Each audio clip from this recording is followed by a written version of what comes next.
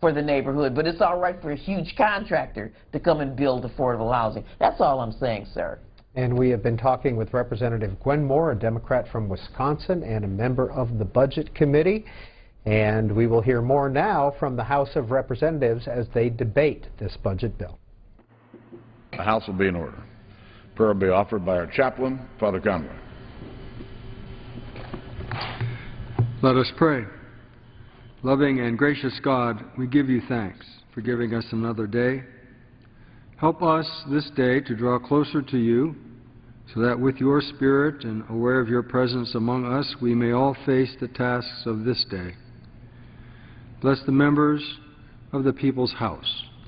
Help them to think clearly, speak confidently, and act courageously in the belief that all noble service is based upon patience, truth, and love. During this week of special recognition, we ask your blessing on America's teachers, who give of their lives and talents to empower young Americans with the tools to mold creative and productive lives. Bless also the millions of foster parents who have generously provided homes for young people in need of safe and secure shelter. May they be assured of the appreciation of a grateful nation. And may all that is done this day be for your greater honor and glory. Amen. The Chair has examined the journal of the last day's proceedings and announces to the House his approval thereof. Pursuant to Clause 1 of Rule 1, the journal stands approved. For what purpose does the gentlelady from Kansas rise? Pursuant to Clause 1, Rule 1, I demand a vote on agreeing to the Speaker's approval of the journal. Questions on the Speaker's approval of the journal? Those in favor indicate by saying aye. Those opposed, no. Opinion of the Chair, the ayes have it. The ayes have it. The journal is approved. Gentlelady from Kansas. Mr. Speaker, I object to the vote on the grounds that a quorum is not present and make the point of order that a quorum is not present. Pursuant to Clause 8 of Rule 20, further proceedings on this question are postponed. Today, the Pledge of Allegiance will be led by the gentleman from Colorado, Mr. Kaufman. I pledge allegiance to the flag of the United States of America and to the republic for which it stands, one nation, under God, indivisible, with liberty and justice for all. Chair will entertain up to 5 requests for 1-minute speeches on each side. For what purpose does the gentleman from Colorado rise? I rise to address the House for 1-minute request. Does the gentleman ask unanimous consent to address the House for 1 minute? Does the gentleman? Oh, Mr. Chairman, Mr. Speaker, I ask unanimous consent to address the. Without objection, so ordered. Mr. Speaker, today I'm announcing my intention to offer an amendment on the Defense Authorization Bill to reduce our military footprint and spending in Europe. In January, the Pentagon announced that 2 U.S. Army combat brigade teams would be withdrawn from Europe. I don't think that goes far enough. The current proposal is only a step in the right direction. We should retain only the headquarters and support infrastructure necessary for our expeditionary capabilities and withdraw all 4 combat brigades from Europe. In order for the U.S. military to modernize and move forward towards a more agile strategy, we must close bases in Europe. There is no longer a strategic reason to maintain nearly 80,000 troops in Europe. Additionally, only 4 of our 28 NATO allies are spending more than 2% of their GDP on defense. The reason why they can get away with spending so little on defense is that they are relying on the United States to provide it for them. We currently spend 4.7% of GDP on defense, but we should have higher priorities for our defense dollars these days. Thank you, Mr. Chairman. I yield back. For purposes, the gentleman from Rhode Island seek recognition. Mr. Speaker, I ask unanimous consent to address the House for 1 minute. Without objection, the gentleman from Rhode Island is recognized for 1 minute. Mr. Speaker, I rise today to honor Tim Earnshaw, who recently was named Investigator of the Year by the United States Investigation Services, which is the largest commercial provider of background investigations for the federal government. Mr. Earnshaw was chosen out of a group of nearly 2,300 full-time employees all across the country based on his exceptional performance shown through production and quality metrics, mentoring others, initiative leadership, and community leadership. Mr. Earnshaw, who has worked for USIS for the past 7.5 years, lives with his wife, Colleen, in my district in North Providence, Rhode Island, where they're active in several charitable and nonprofit organizations. I was honored to welcome Mr. Earnshaw to my office recently and congratulate him on winning this award. We all take great pride in his accomplishments today.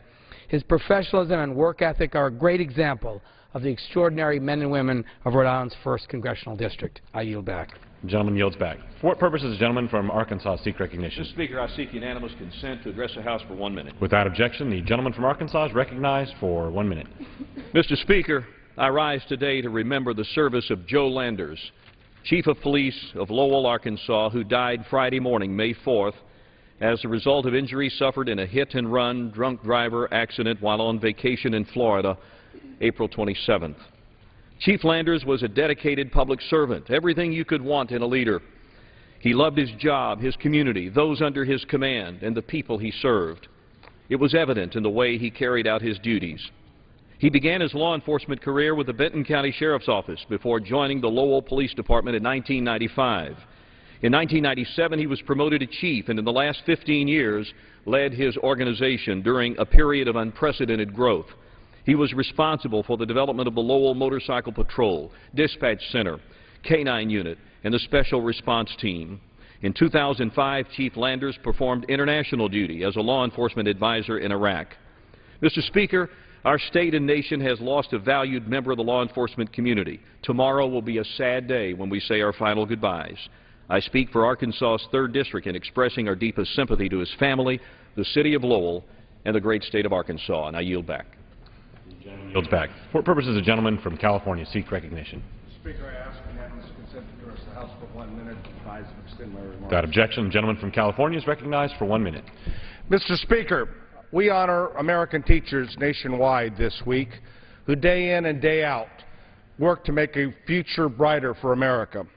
We all have had at least one or more teachers who shaped our lives and believed in us. Mine was Mrs. Myrna Collins, who taught me both in the 4th and 7th grade at Houghton Kearney Elementary School. This no-nonsense woman with a Texas draw was determined that despite the fact that I could be a handful, I was going to behave and learn I did. After a few years back, I made an effort to have lunch with Mrs. Collins, and she made the comment that she knew that I could be successful if I only applied myself, and she was right. Her guidance back then showed me how much could be accomplished with hard work and focus. In the San Joaquin Valley and nationwide, teachers of America meet the challenges in the classroom with grace and grit every day. As we recognize these teachers throughout our country, we thank you for what you do every week of the school year. God bless you, Mrs. Collins, for all the students whose lives you touched. Thank you. Yield back the balance of my time. The gentleman yields back. For what purpose does the gentlelady from Michigan seek recognition? Mr. Speaker, I ask unanimous consent to address the House for 1 minute, revise and extend. Without objection, the gentlelady from Michigan is recognized for 1 minute. Mr. Speaker, it's my great honor and personal privilege to represent Selfridge Air National Guard Base, the home of the 107th Fighter Squadron, also known as the Michigan Red Devils. The 107th fly the A-10s, and they just recently returned from a redeployment to Afghanistan where they performed so magnificently, so bravely, made us all proud. The 107th, Mr. Speaker, was one of the units scheduled to be eliminated under the President's proposed budget. But fortunately, the House Armed Services Committee will present a defense reauthorization bill scheduled for a floor vote here next week, which reverses that and saves the 107th, along with protecting the Air National Guard across the entire country. Instead, the Air Force will be required to do a cost analysis of the National Guard, which is very good because the Air Guard performs 35% of the flying missions for just 6% of the budget. That is the best bang for the taxpayer's buck in these very restrained budgetary times. This House, Mr. Speaker, is going to do the right thing for the great American patriots of the Air National Guard, and I urge our colleagues in the Senate to do the same. I yield back. The gentlelady yields back. For what purpose does the gentleman from Florida seek recognition? The gentleman seek unanimous consent? I do. Without objection, the gentleman is recognized for 1 minute. Thank you, Mr. Speaker. Mr. Speaker, in Congress, it's our job to help protect the American dream. We have to remain the land of opportunity where anyone willing to work hard and stay focused can secure a brighter future. Yet if Congress fails to act, 7 million college students across the country will see their student loan interest rates double.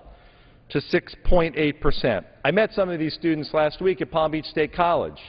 And whether it's the young man who works 85 hours a week while carrying 12 credit hours, the first in his family to go to college, or the young man who described with passion the 14-year path he's embarked upon to serve out his dream by becoming a surgeon. They're pursuing higher education as a path of opportunity. If we want to protect the American dream here in Congress, then we should give legislation that keeps interest rates low a fair shot. After all, that's all America's students are asking for, a fair shot at the American dream. I yield back. The gentleman yields back. For purposes, the gentleman from Ohio seek recognition. Mr. Speaker, I ask unanimous consent to address the House for 1 minute, revise and extend. Without objection, the gentleman from Ohio is recognized for 1 minute. Mr. Speaker, for almost 40 months, unemployment has been at or above 8%. That's too high for too long. Right now, over 88 million people are not even considered in the workforce. These are people who have given up on searching for a job. It's time to restore economic freedom to America and put Americans back to work. This will happen when Washington stops being an obstacle to job creation through its overtaxing, overspending, overregulating practices, and starts promoting an economic environment where our job creators can do what they do best, create jobs. Americans are ready to go to work. Just this past week, I sponsored a job fair in East Liverpool, Ohio, where hundreds of Ohioans showed up for a chance to enter the workforce. In fact, many job seekers actually left the job fair with renewed self-confidence, hope in the fact that they had a job to go to the next day, and a belief that the American dream still might exist for them. We need to see more of this, Mr. Speaker, and with that I yield back. The gentleman yields back. For purposes, the gentleman from Connecticut seek recognition. Without objection, gentleman from Connecticut is recognized for 1 minute. Mr. Speaker, I have watched saddened as this House, led by the Republican majority, has fought to gut those things that made and that will make this country great. I'm reading a history of the U.S. House of Representatives right now, and early in that history, this body, when this nation was barely yet born, pulled together the resources to build the Erie Canal, coming together to do great things which benefited the nation. The list of those things goes on and on. The Louisiana Purchase, public education, land-grant colleges, GI Bill. I could go on for a very long time. Today, the Republican majority says to transportation and infrastructure, which is key to our businesses, they say kill it. To medical research, kill it. To education, kill it. Mr. Speaker, that instinct is utterly inconsistent with who we have always been as a country and why we are great and powerful and ultimately economically prosperous. It is not stewardship. It is not governance. It is barbarism. And with that, I yield back the balance of my time. The gentleman yields back. For purposes, the gentleman from Illinois seek recognition. Mr. Speaker, I ask unanimous consent to address the House for 1 minute and revise and extend my remarks. Without objection, the gentleman from Illinois is recognized for 1 minute. Thank you, Mr. Speaker. Mr. Speaker, today I rise to call attention to the NATO summit that will take place next week in Chicago. NATO was founded with the signing of the Washington Treaty in 1949 to safeguard the freedom and security of all of its members. Since then, the alliance has been the mainstay of the transatlantic cooperation that has been an important part of this nation's security.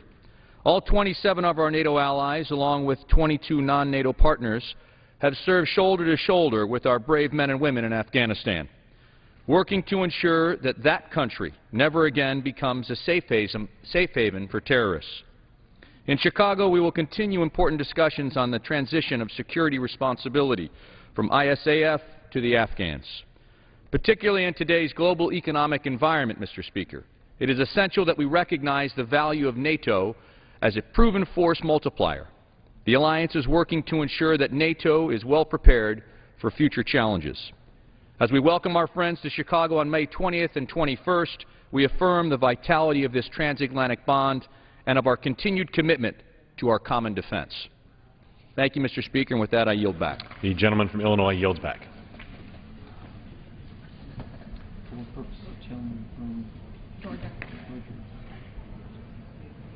For purposes, the gentleman from Georgia seek recognition. Mr. Speaker, by direction of the Committee on Rules, I call up House Resolution 648 and ask for its immediate consideration. The clerk will report the resolution. House Calendar Number 130, House Resolution 648. Resolved that upon the adoption of this resolution, it shall be in order to consider in the House the bill, H.R. 5652, to provide for reconciliation pursuant to Section 201 of the concurrent resolution on the budget for fiscal year 2013. All points of order against consideration of the bill are waived. An amendment in the nature of a substitute consisting of the text of Rules Committee Print 112-21 shall be considered as adopted. The bill as amended shall be considered as read. All points of order against provisions in the bill as amended are waived. The previous question shall be considered as ordered on the bill as amended and on any further amendment thereto to final passage without intervening motion except 1, 2 hours of debate equally divided and controlled by the chair and ranking minority member of the Committee on the Budget, and 2, 1 motion to recommit with or without instructions. The gentleman from Georgia is recognized for 1 hour. Thank you, Mr. Speaker. And if I could, I'd like to yield the customary 30 minutes to my good friend from Massachusetts, pending which time I yield myself such time as I may consume. The gentleman's recognized. Mr. Speaker, I'd also like to ask that for the during consideration of this resolution, all time be yielded for the purpose of debate only, and that all members have 5 legislative days to revise and extend their remarks. Without objection. Yeah. Mr. Speaker, I appreciate you coming in early to be with us this morning. This is a big day.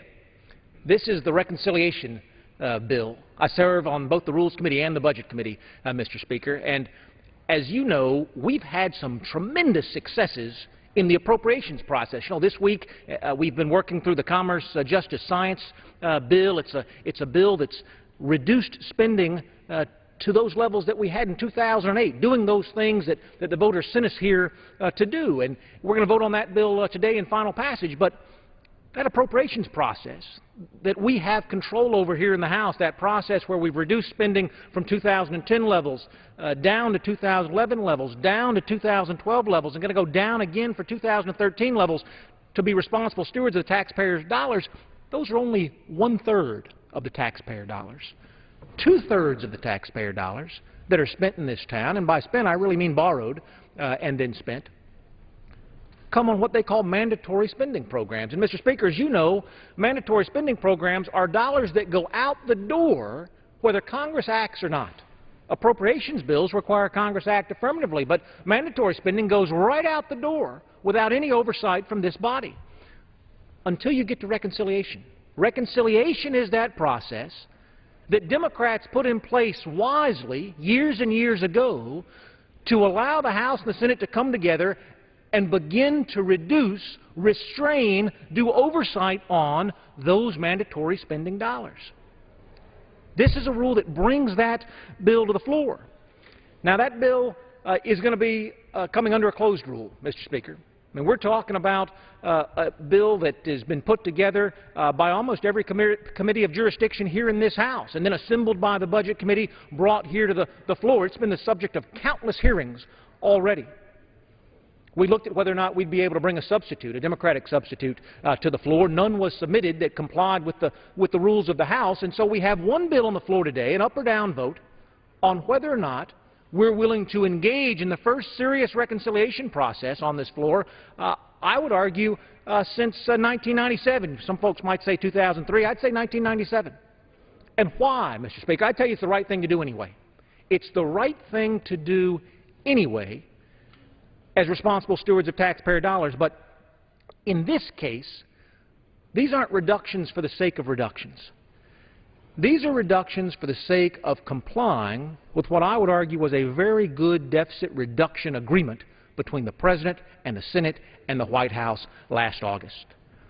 And as a part of that agreement, we put in some blanket cuts to national security, some blanket cuts to national defense. As some commentators have described these cuts, Mr. Speaker, as being intentionally so crazy that they would never happen, but would be used only as a tool to get the Joint Select Committee to act. As you know, Mr. Speaker, the Joint Select Committee did not succeed last fall. It's a source of great frustration for me. I know it's a source of great frustration for the members who served on that committee. had an opportunity to bring an up or down vote to both the House and the Senate floor on anything they came up with, Mr. Speaker. They didn't have to get the whole 1.2. They didn't have to get 1.5. They could have just gotten one. They could have gotten half a one. They could have gotten a quarter of one, and we'd have brought that to the floor for an up or down vote, but they got nothing. So where are we? Well, in the words of Secretary of Defense Leon Panetta, he says we're at a place where if these cuts are allowed to go, the impact of these cuts would be devastating to the Defense Department. I happen to share his concerns. Again, these were across-the-board cuts put in place to be so intentionally crazy that Congress would never allow them to occur and it would spur the Joint Committee to action. I happen to have supported, Mr. Speaker, an amendment offered by Chris Van Hollen of Maryland, the ranking member on the Budget Committee. When we were going through the Budget Committee process last year, he offered an amendment that said, dadgummit, everything's got to be on the table, and that includes the Defense Department. I agree with him.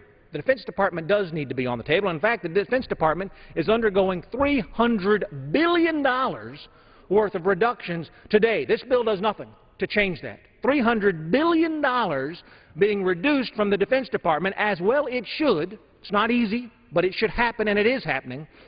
This isn't dealing with that. This is dealing with even additional cuts, again in the words of Secretary of Defense Leon Panetta, former Democratic member of this House.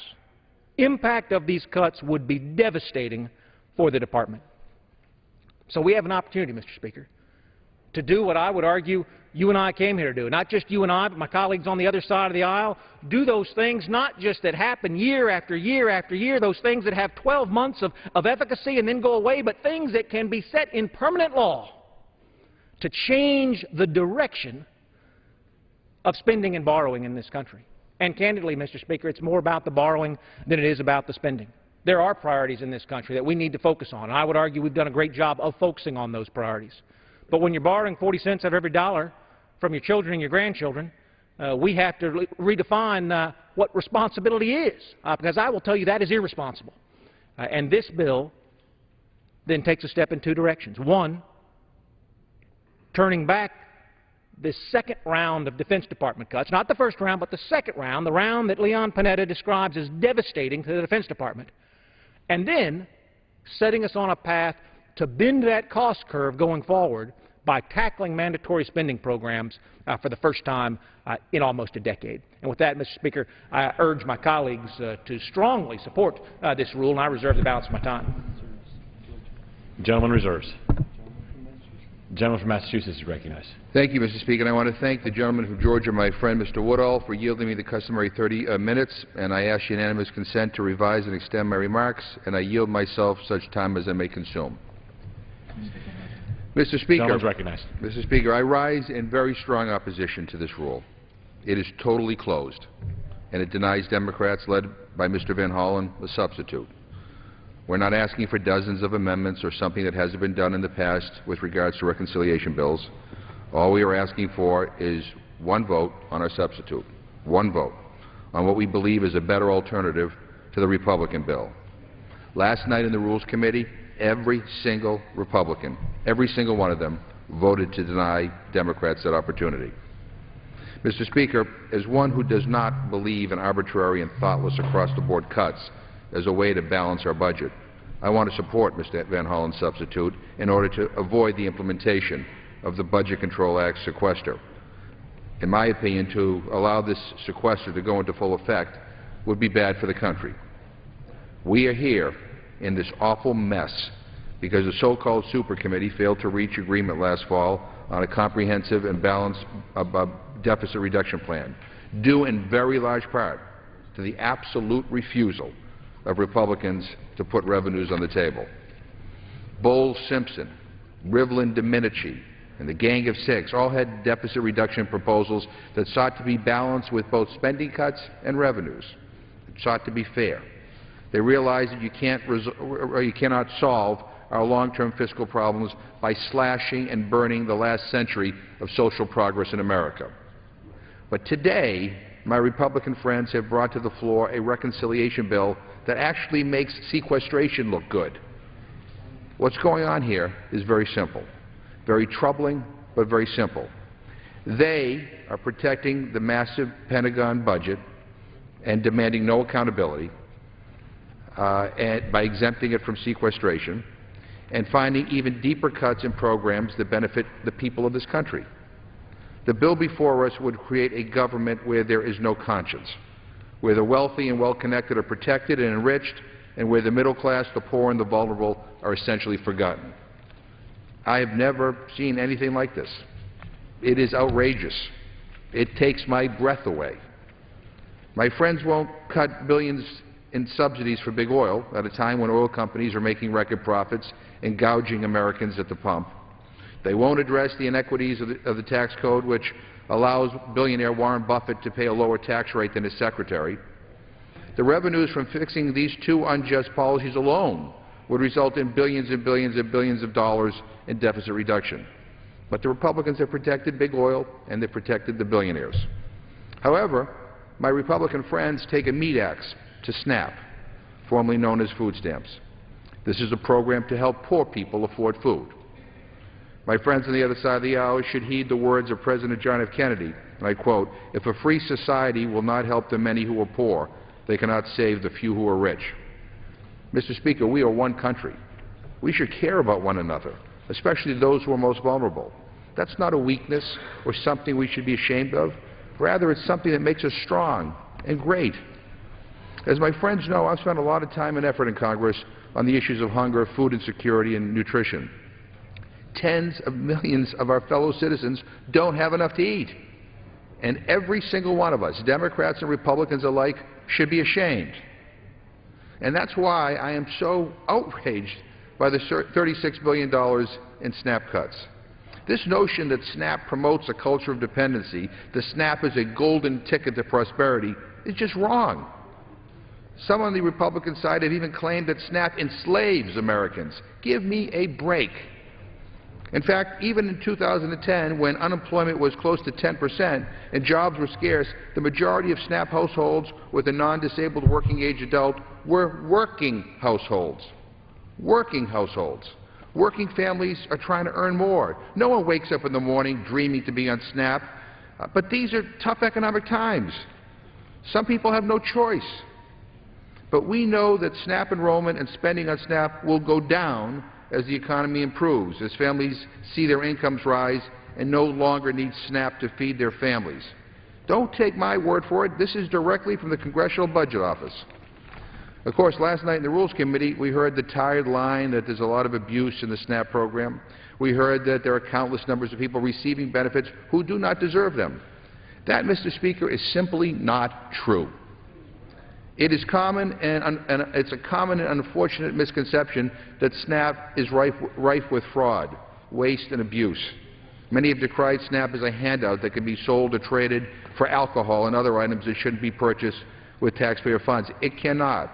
And to the extent that there is abuse, the USDA is cracking down on it. SNAP is both effective and efficient.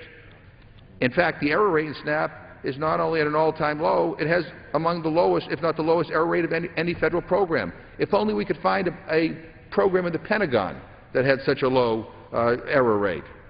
Last night we also heard about categorical eligibility, a process in which a low-income person is automatically eligible for food stamps if they are already enrolled in another low-income assistance program.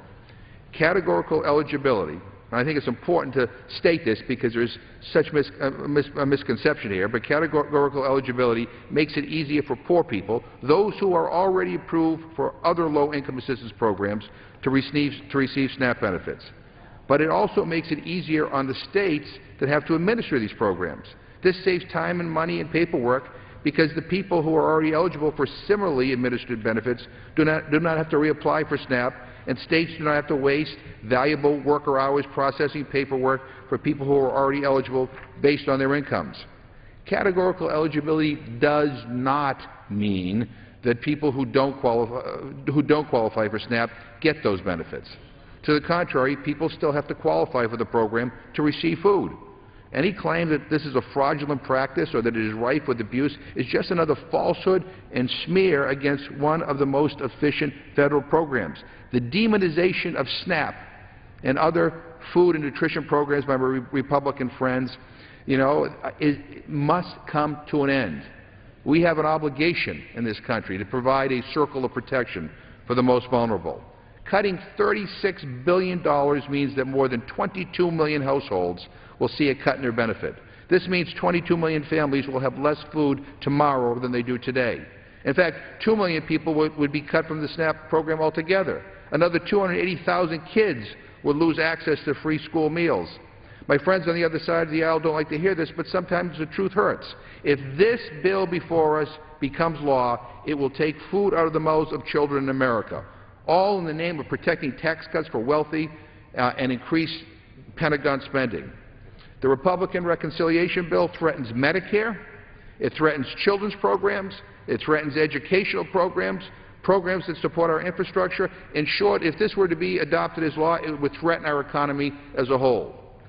And the bill not only protects the Pentagon budget, it increases it by billions of dollars. Does anyone here honestly believe that there's not a single dollar to be saved anywhere in the Pentagon? If you do, then you're not reading the newspapers. It's there in front of us every single day, the abuse that goes on, no bid defense contracts that go on and on and on. We have and we will continue to have the greatest, strongest military on the face of the earth. But at some point, national security must mean more than throwing billions of dollars at unnecessary nuclear weapons or at pie-in-the-sky Star Wars programs that will never actually materialize. But national security has to mean taking care of our own people. It means educating our children. It means an infrastructure that isn't crumbling around us. It means clean air and clean water and a health care system that works. Those should be our priorities. But sadly, those are not the priorities in the bill before us today. Now, of course, Senator Reid says the bill is dead in the water in the Senate. In a press conference yesterday, the Senate Majority Leader said, and I quote, "As long as Republicans refuse to consider a more reasonable approach, one that asks every American to pay his fair share while making difficult choices to reduce spending, the sequester is the only path forward," end quote. That's a pretty clear statement that the Senate will not consider this bill.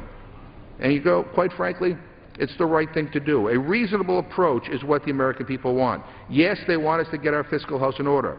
They want us to reduce the deficit in a fair way so that the wealthiest among us pay their fair share. But mostly the American people want jobs, something that the House Republican leadership continues to ignore. The American people know that the best way to bring this deficit down is through job creation. They want the economy to improve. They want their lives to get better. This bill does not do that. Mr. Speaker, let me conclude by quoting President Dwight Eisenhower in a speech he made in 1953.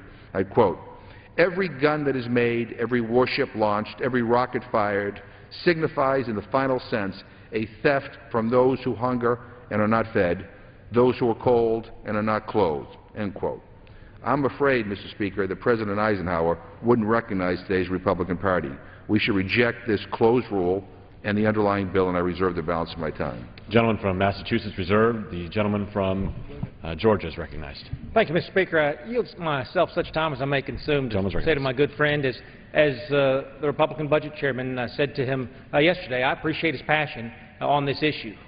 What brings us to the very best decisions that we can make in this body, Mr. Speaker, is having folks who work hard day in and day out, educating themselves on the issues so they can bring the very best case for the American people to the floor.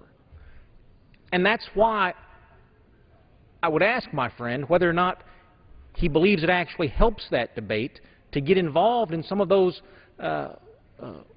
rhetorical feats of mind, I guess we'd call them, because he knows as well as I know that under the law of the land in 2002, food stamp benefits, SNAP benefits, would have gone up by about 40% over the last 10 years. And Republicans and Democrats came together over the last decade and increased those benefits 270%. 270%, Mr. Speaker. Now, this proposal suggests that instead of going up 270%, we allow those benefits to go up 260%. That's the draconian cut. I mean, we see that in the same rhetoric in the student loan program, Mr. Speaker. Everyone in this body knows the law of the land was that student loan rates were at 6.8%. 6.8%, a below-market rate of 6.8%. They were lowered for a very small fraction of the student population for a very temporary period of time to 3.4%, and the law now has them going back to 6.8% to standard levels. But folks want to talk about that as a doubling instead of a returning to common law. And more importantly, Mr. Speaker, to continue to suggest, as he knows is not the case, that Republicans are unwilling to focus on the Defense Department, let me say it plainly. I believe there is waste and fraud and abuse in the Defense Department, and I stand here willing to work with you to eradicate it all. I supported Ranking Member Van Hollen's amendment to put defense on the table. The budget that this House passed, the only budget that's passed in all of Washington, D.C., reduced defense spending by $300 billion in recognition of exactly that. And, Mr. Speaker, again, the rhetoric just gets a little overheated from time to time, and candidly, I think it gets in the way of us doing the people's business. When I say to you that Secretary of Defense Leon Panetta on August 4, 2011 said if these defense cuts happen, and God willing that will not be the case, but if it did happen, it would result in a further round, because we've already cut once, in fact already cut twice, a further round of very dangerous across-the-board defense cuts that I believe, says Leon Panetta, Secretary of Defense, would do real damage to our security, our troops, and their families. I would say to my friend, how does it advantage us to make this a Republican-Democratic issue when the Democratic chairman of the House Budget Committee, Leon Panetta, says that allowing these cuts to go forward would be dangerous to our defense, to our national security, to our troops, and to our families? How does it advantage us to make this a Republican-Democratic issue when President Clinton's OMB director, Leon Panetta, says this would be dangerous across-the-board defense cuts that would do real damage to our security, our troops, and our families? How does it advantage us to make this a partisan issue when President Clinton's chief of staff, Leon Panetta, former OMB director, former Democratic Budget Committee chairman, says, I believe allowing these cuts to go forward would do real damage to our security, to our troops, and to our families? Do we have real choices to make? We do. I'd be happy to yield to my friend. We have a substitute amendment. The Democrats have a substitute amendment that would replace the sequester in a different way. It would prevent the across-the-board cuts from happening to defense and the non-defense programs. So there's an agreement that that MEDAX approach is the wrong way. We have an alternative. The gentleman just talked about how we have this great debate on ideas on the floor of the House. I have a very simple question. Why are we not going to get an up or down vote on our idea on how we would replace the sequester in a balanced way? Reclaiming my time, and I thank the gentleman both for his comments and for his offering of that substitute. The reason is threefold. Number one, that substitute doesn't comply with the rules of the House. We made a decision in this body that we were going to not continue to ask for more and more and more out of taxpayers' pockets, but that we were going to try to do our own business here in terms of oversight on all of the money that's already being borrowed and spent and sent out the door. Number two, that happened to be the rules we adopted in this Congress, Mr. Speaker, but under the rules adopted in the last Congress, in which you were the budget chairman. You know your substitute would also not have been in order. Under the pay-go rules that you instituted, again, not a Republican-Democratic issue. Under a Republican House, the substitute is not in order. Under a Democratic House, the substitute would not have been in order. But number three, and I would argue most importantly, I say to my friend, we've got a trust deficit with the American people. And it doesn't surprise me. When we talk about the 5-year impact of the reconciliation plan that we passed out of our Budget Committee, that I hope this House will pass today, we're talking about a net effect on deficit reduction, the process for which reconciliation was created, of $65 billion over 5 years. Over the next 5 years, $65 billion is not going to have to be borrowed from our children and our grandchildren. Under the gentleman's substitute, over that same period of time, spending is actually going to go up by almost $37 billion. This is a process that is designed to reduce borrowing and spending, to reduce the burden we're placing on our children, and the gentleman's substitute increases the burden that we place on our children. Would the gentleman yield? I don't want to take up all your time, but just, I would like to make the point that what our substitute does is dollar for dollar replace the sequester, which is what our Republican colleagues have said is the object of this effort, which is to make sure we don't have the meat axe approach. And I would just note that the gentleman said that one of the reasons that we're not going to have an opportunity to vote on ours is because it doesn't comply exactly with the rules. In bringing the Republican bill to the floor today, I'm reading right here on the report, the committee report, you waived 3 rules. You waived 3 rules, and yet you can't allow an up or down vote on a substitute amendment. You know you have it within the power to allow our substitute, just as you waived these 3 rules to bring this to the floor. That what we have within our power is the power to stop the borrowing and the spending. I'm reading here from today's Congressional Quarterly, because folks sometimes get confused, Mr. Speaker. We talked about the reading clerk and the tough work they have yesterday. Reading today from Congressional Quarterly, it says here, Democrats left open the possibility that they would offer an alternative proposal through a motion to recommit, which is allowed under the rule. My friend on the Rules Committee knows that to be true. My friend on the Budget Committee knows that to be true. I look forward to your using that opportunity to bring your substitute to the floor for a vote. I think that's the right of the minority. I'm glad we preserved the right of the minority, Mr. Speaker. With that, I reserve the balance of my time. The gentleman from Georgia reserves. The gentleman from Massachusetts is recognized. I yield myself so much time as I may consume. Just to reemphasize the point that Mr. Van Hollen made. The Rules Committee has the right to be able to waive the rules to bring any piece of legislation to the floor. And as Mr. Van Hollen rightly pointed out, in the Republicans in the report on this rule, the Republicans implement waivers because their proposal without these waivers would violate the rules. And so, my friend talks about that this shouldn't be a partisan discussion. I would just say to my friend that the reason why this is a partisan discussion is because the Republicans have made it such. By denying us the right to come to the floor and offer our substitute, not as a procedural matter, but as a real substitute, you have politicized this debate. You have shut us out. And that is why there is frustration. And I just want to say one other thing again, because I'm so sick and tired of the demonization of programs that benefit poor people in this country, especially the SNAP program. My friend was talking about all this money that we invested in SNAP as if somehow we were giving these very generous benefits out. Just for the record, in 2002, the average SNAP benefit was $1 per meal per day per person. $1. With all the improvements we have made, today it's about $1.50 per meal per day.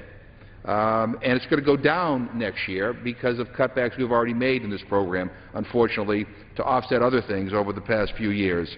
But that means that in a 10-year period, that we have increased this benefit by 50 cents per meal. Now, I don't know about my friend, but $1.50 doesn't go very far today. So when we're talking about trying to help people get through this economic crisis, that's what we're talking about. So this is not some extravagant, overly generous benefit. That's what it is. That's what it is. And rather than cutting waste in the Pentagon budget, which we all know exists, you protect the Pentagon budget. Rather than going after subsidies for oil companies and going after billionaire tax breaks, you protect all that. And where do you go to find the savings? At programs that help the poorest of the poor. I mean, it's outrageous. And, Mr. Speaker, at this point, I'd like to yield 3 minutes to the gentleman from Maryland, the ranking member of the Budget Committee, Mr. Van Hollen. The gentleman from Maryland is recognized for 3 minutes.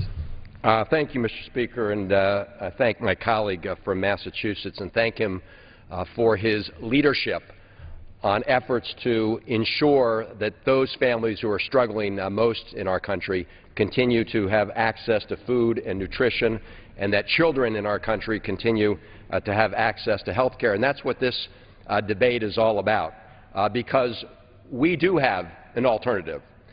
There's no disagreement on 2 things. Number 1, we need to reduce our deficit in this country in a credible way. Number 2, the meat axe approach to the sequester is not a smart way to do it.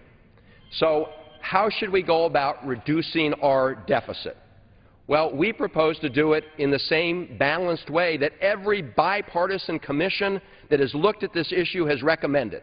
through a combination of difficult cuts, and I would remind everybody that just last August we cut $1 trillion through a combination of cuts as well as cuts to tax breaks for special interests, and by asking the wealthiest people in this country, people who are making $1 million a year, to contribute a little bit more toward deficit reduction. Would my friend yield? I would yield very briefly, yes. A very brief question.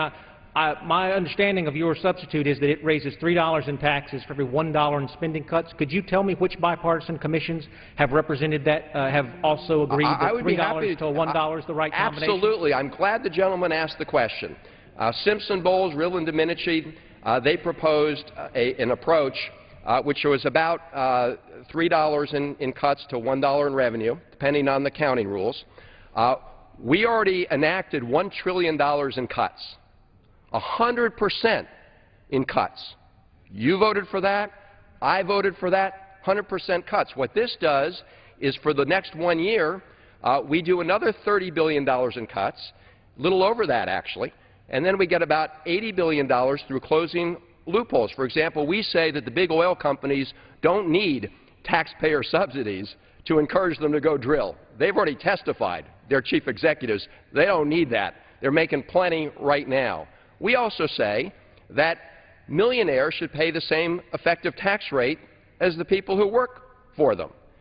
And if you take that approach, frankly, with the $1 trillion in cuts we've already made, we are still cutting a lot more than the bipartisan groups recommended compared to the revenue.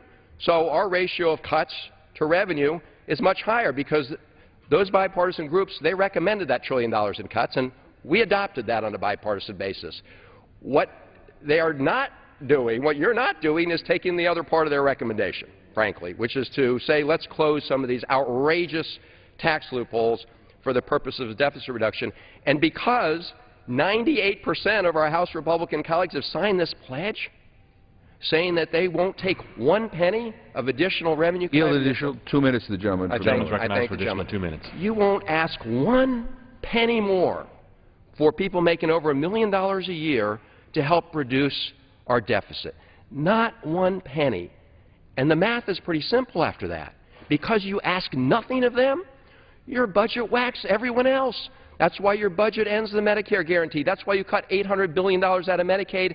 And that's why in your sequester proposal here, you whack programs that help the most vulnerable, struggling families. Let's talk about what the nonpartisan Congressional Budget Office said about what your proposal would do.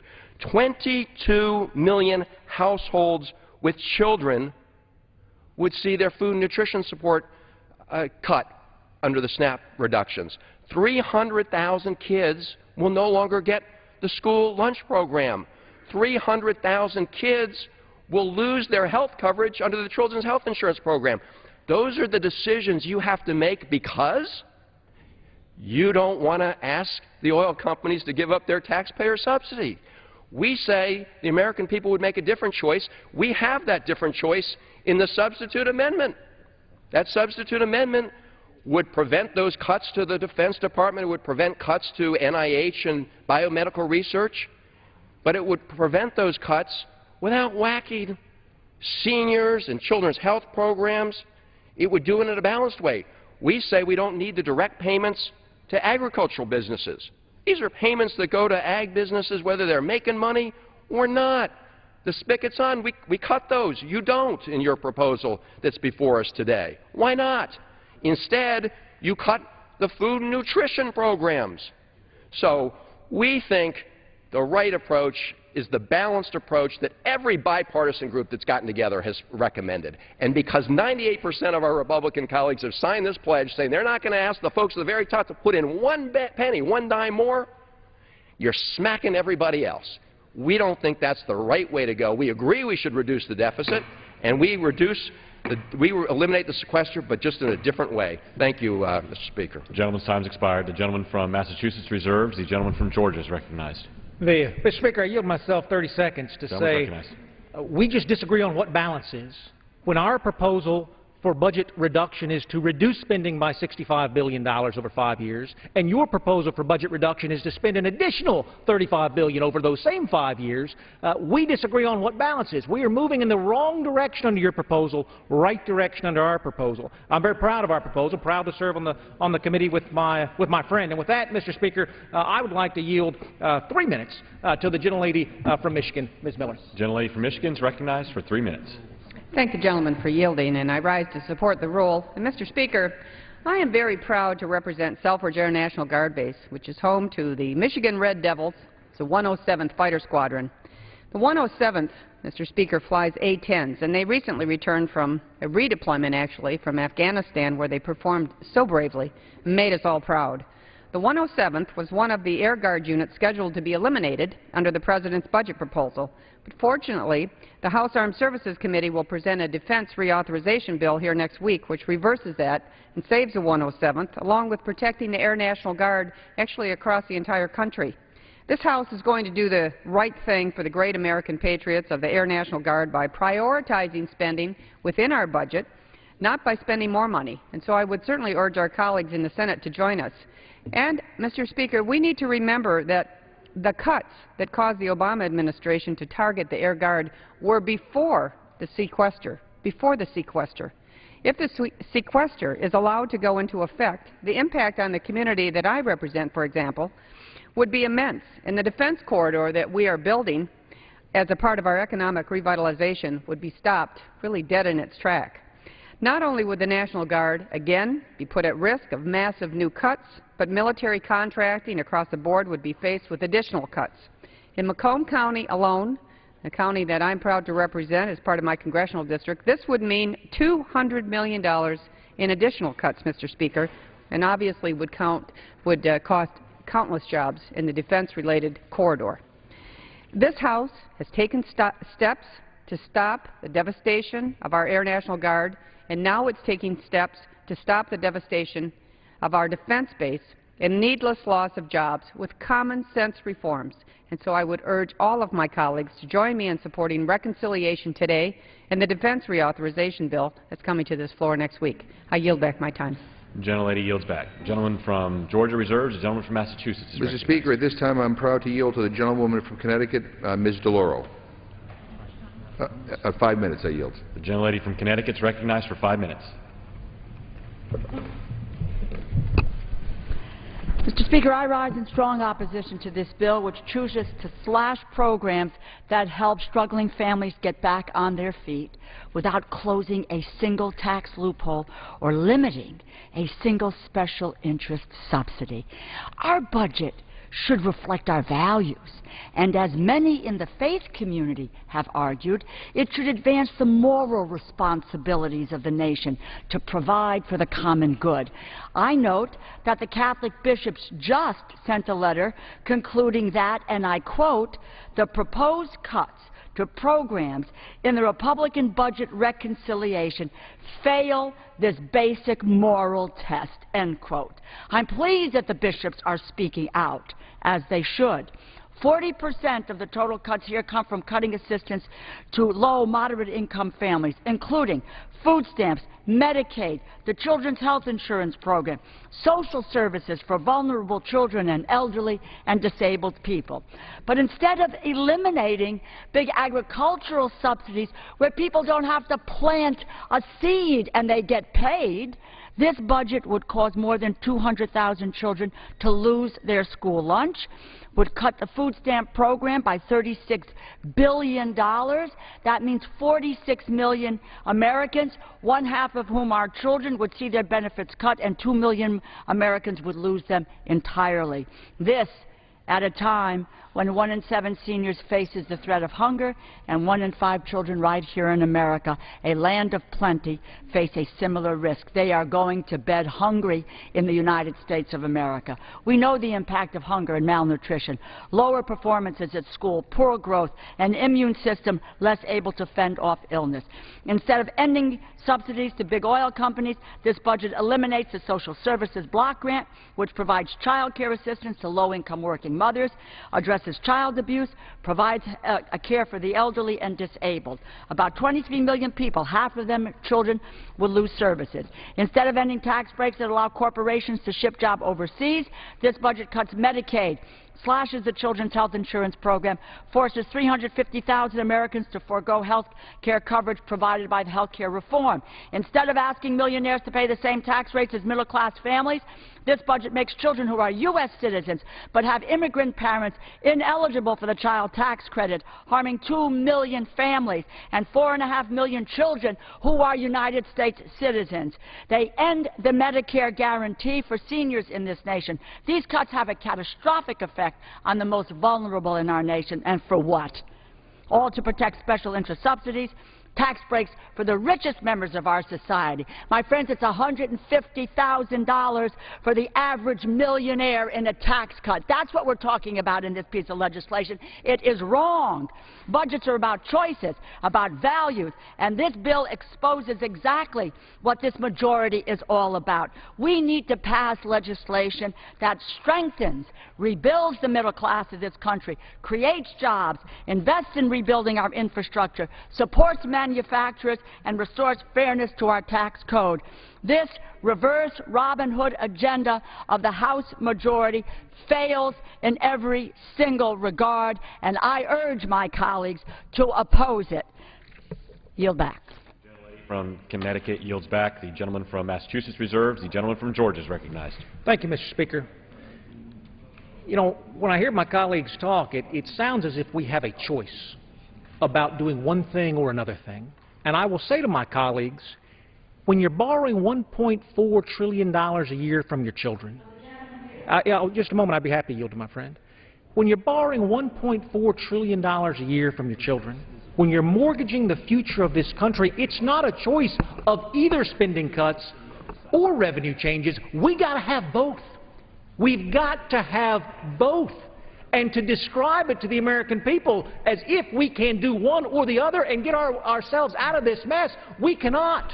We absolutely cannot. It takes both. And I would ask my friends, and with this I'd be happy to yield to my colleague, when this House brought to the floor a tax cut bill that gave every member of Congress a tax cut at the end of 2011 that said we don't have to pay we only have to pay 4% of payroll taxes that we owe instead of 6% of payroll taxes that we owe, I voted no. I said there's not a member in this body that needs a tax cut. I said we have too big a problem in this nation to give tax cuts to a member of Congress. I voted no. Did anybody else vote no with me? Did anybody else vote no with me? I will not be lectured about how it is that tax cuts are distributed in this country when we have opportunities to cut them on this floor, to eliminate them on this floor, and my colleagues continue to vote yes. We could have added a provision that eliminated those tax cuts for the rich. We did not, and we should have. And with that, I'd be happy to yield to my friend. I thank the gentleman for yielding. The fact of the matter is that there are choices, and the majority refuses to make those choices. Let us cut the taxes for people who let's not provide the tax cuts for people who are making over $250,000 in this nation.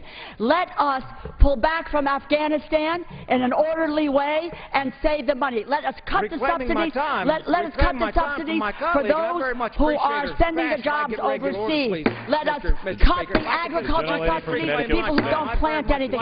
Do not cut the food stamp program. The gentlelady from Connecticut will suspend. The gentleman from Georgia has the time. I thank the Speaker for his help there. I'm sorry that I needed it, but I appreciate him offering it. You know, we passed a budget in this House, a comprehensive budget in this House. And to hear my colleagues talk, you'd think this is the only bill we're going to pass for the rest of the year. To hear my colleagues talk, you'd think we're not going to bring a farm bill to the floor and go after ag subsidies. To hear my colleagues talk, you'd think we're not going to bring a tax bill to the floor and try to raise revenues in this country. To hear my colleagues talk, this is it. This isn't it. This is the bill that responds to the Chairman of the Joint Chiefs of Staff, General Martin Dempsey, who said in February of this year about the cuts that we're trying to prevent today, I will tell you that I am prepared to say that sequestration will pose an unacceptable risk. That's what we're here to talk about today. How do we mitigate the unacceptable risk? How do we mitigate against the challenges that former Democratic Budget Committee Chairman, former Clinton OMB Director, former Clinton Chief of Staff, current Secretary of Defense Leon Panetta says threaten our national security. And again, we're going to have a choice, Mr. Speaker. We brought a very powerful program, very powerful proposal to the floor today. Very powerful proposal. For the first time in over a decade, we're trying to get a handle on that out-of-control portion of spending in this budget. Just a little bit, Mr. Speaker, just a little bit. And again, we just have a different idea of what balance is. We have a different idea of what deficit reduction is. My idea of deficit reduction is over the next 5 years we reduce the deficit. My colleague's idea of deficit reduction is over the next 5 years we spend an additional $40 billion above and beyond what we were going to borrow and spend anyway. It's a legitimate difference of opinion. I'm glad we're bringing this rule to the floor, Mr. Speaker, so that we can have a vote on that opinion. I look forward to the debate on the underlying bill, and with that I reserve the balance of my time. The gentleman from Georgia reserves. The gentleman from Massachusetts is recognized. I yield myself 30 seconds to respond to the gentleman. First of all, no one here on our side is arguing that sequestration should go into effect. We don't think that's good for our country. But we think that the Republican reconciliation bill is even worse for our country because of the cuts in so many programs that actually help our people. There's no balance in there. The gentleman can say, I'm all for balance. There's none in your reconciliation bill. It's all cuts to programs that actually help the people of this country. And then finally, I just say, we have an alternative to sequestration. Mr. Van Hollen brought that before the Rules Committee last night. The Rules Committee Republicans, every single one of them voted no. Mr. Speaker, at this time I'd like to yield 2 minutes to the gentleman from California, Mr. Garamendi. The gentleman from California is recognized for 2 minutes. I think I'll let this thing cool down a little bit, but the gentleman on the other side of this